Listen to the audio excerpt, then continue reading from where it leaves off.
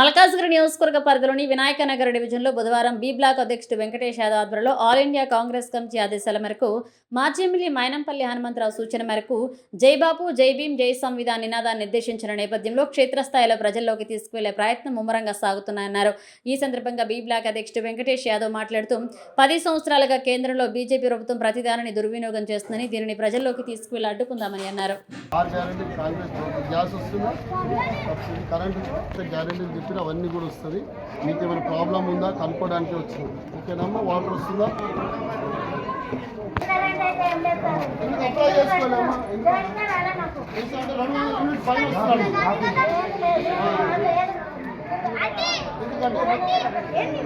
200 units లోపల ఉంటేనే అంటే యూనిట్స్ కూడా చూసుకోవాలి కదా.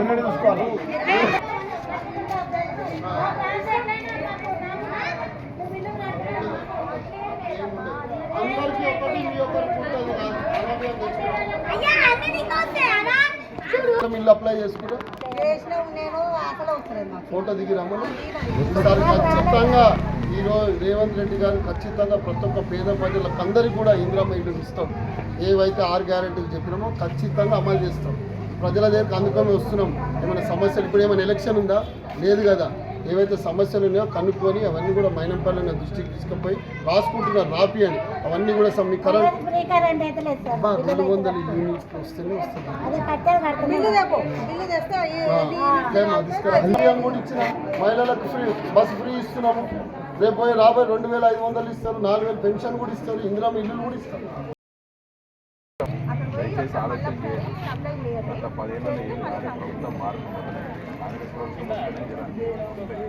ఎలక్షన్ ఏం లేవు. ఒకటేనే చెప్తాం అన్న, డ్రైనేజ్ రోడ్ ఏమైనా ఉందా? సమస్యలు మాకు సమస్యలు ఇదివరకే రాసి మోర్ సెటిల్ చేయాలి. ఈ వాటర్ ఇస్తా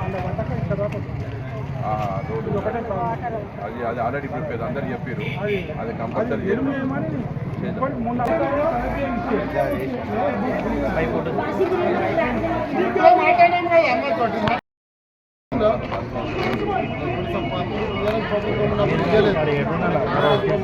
ఖచ్చితంగా మీకు వస్తుంది.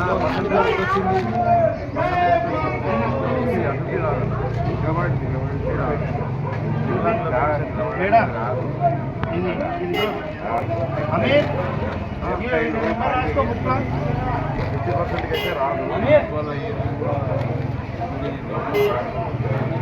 50% రాదండి. సరే ఏమైనా ప్రయత్నం చేద్దాం, ట్రై చేద్దాం. సరే వేరే ఏమైనా అవకాశాలు వస్తే ఇప్పిస్తాం. రైటా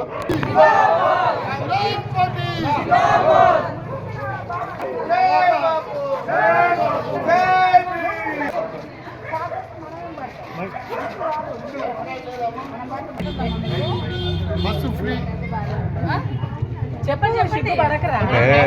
మీరు 10 ఏళ్ళలో ఆలోచన అటు 10 ఏళ్ళు టీఆర్ఎస్ పాలన చూసారు.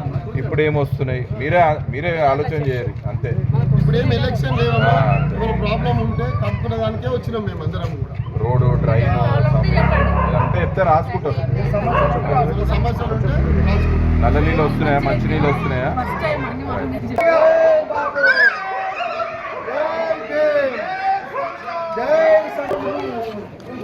ఇదోడు జాగా మరి ఇల్లు కట్టుకోరా? ఇక్కడ మీరు అప్లై చేసుకోలే చెయ్యాలి కదా. మీ జాగ ఇదేనా మీది?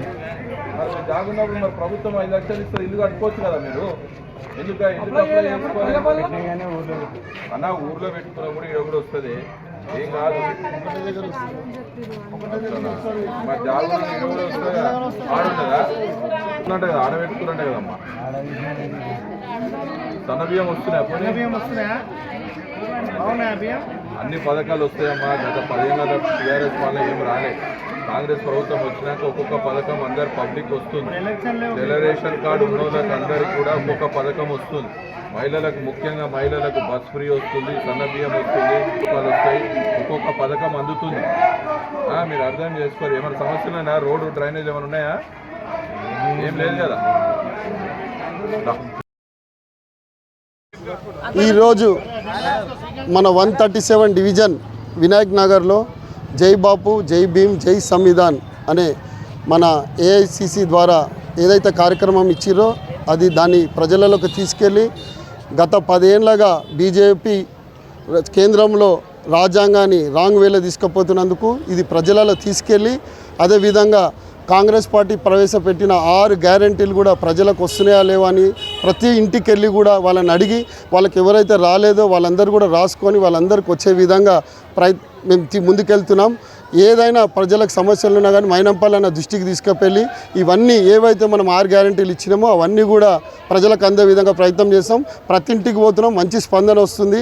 ఏదైతే మనం మొన్న సన్నబియ్యం ప్రవేశపెట్టినో మహిళలందరూ కూడా ఆనంద ఉత్సవాలు ఉన్నారు, మంచిగా పండుగ వాతావరణం నెలకొంది.